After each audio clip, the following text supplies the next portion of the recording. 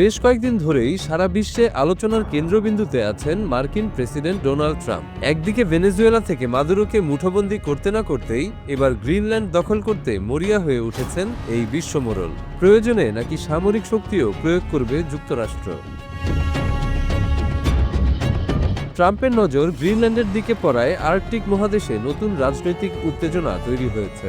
Greenland অধিগ্রহণের সম্ভাবনা নিয়ে Trump সক্রিয়ভাবে আলোচনা করছেন। হোয়াইট হাউস জানিয়েছে বিভিন্ন বিকল্প বিবেচনা করা হচ্ছে, যার মধ্যে সামরিক শক্তি প্রয়োগও অন্তর্ভুক্ত।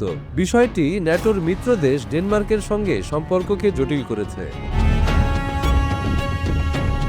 হোয়াইট হাউসের মুখপাত্র বলেছেন, রাষ্ট্রপতি এবং তার দল কিভাবে গ্রিনল্যান্ড সম্পর্কিত আন্তর্জাতিক লক্ষ্য বা নিরাপত্তা উদ্দেশ্য সফল করা যায় তা দেখছেন। প্রয়োজন হলে রাষ্ট্রপতির কমান্ডার ইন চিফ ক্ষমতার মাধ্যমে সামরিক শক্তি ব্যবহারও সম্ভব।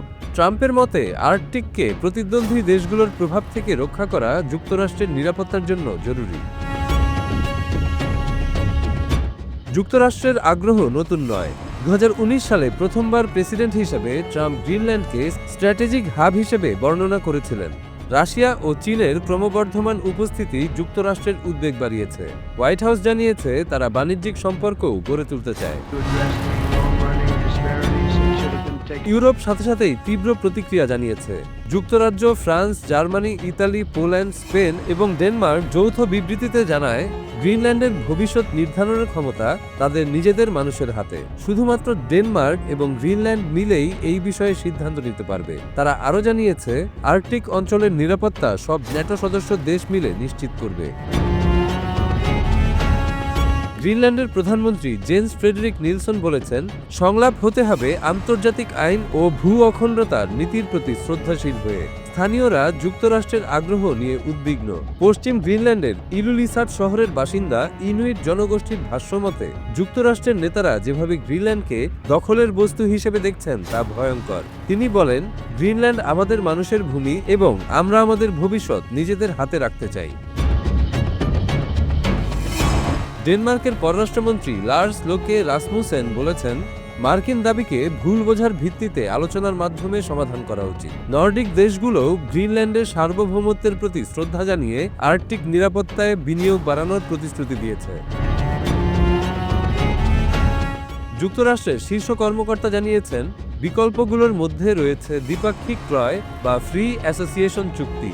হোয়াইট হাউসের স্টিফেন মিলার বলেছেন, যে কেউ যুক্তরাষ্ট্রের সঙ্গে গ্রিনল্যান্ড নিয়ে লড়াই করবে না। তবে মার্কিন কংগ্রেসের কিছু সদস্য সতর্ক করেছেন, ডেনমার্ক ও গ্রিনল্যান্ডের সার্বভৌমত্বের প্রতি সম্মান দেখাতে হবে। গ্রিনল্যান্ডের কৌশলগত গুরুত্ব অত্যন্ত গুরুত্বপূর্ণ। ইউরোপ ও উত্তর আমেরিকার মধ্যে অবস্থিত এই দ্বীপে 57,000 মানুষ বসবাস করে। যুক্তরাষ্ট্রের পিটুফিক স্পেস বেস এখানে অবস্থান করছে, যা ক্ষেপণাস্ত্র সতর্কতা ও প্রতিরক্ষা কার্যক্রমে গুরুত্বপূর্ণ।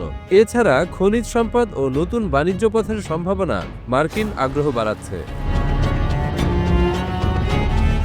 গ্রিনল্যান্ডের অধিকাংশ মানুষ ডেনমার্ক থেকে স্বাধীনতা চায়, তবে যুক্তরাষ্ট্রের অংশ হয়ে যাওয়ার ব্যাপারে তারা পুরোপুরি বিরোধী। স্থানীয়রা মনে করে এই দ্বীপ তাদের নিজের ভূমি। কোনো ধরনের চাপ বা সামরিক হুমকি আসার ভয়ে জনগণ উদ্বিগ্ন।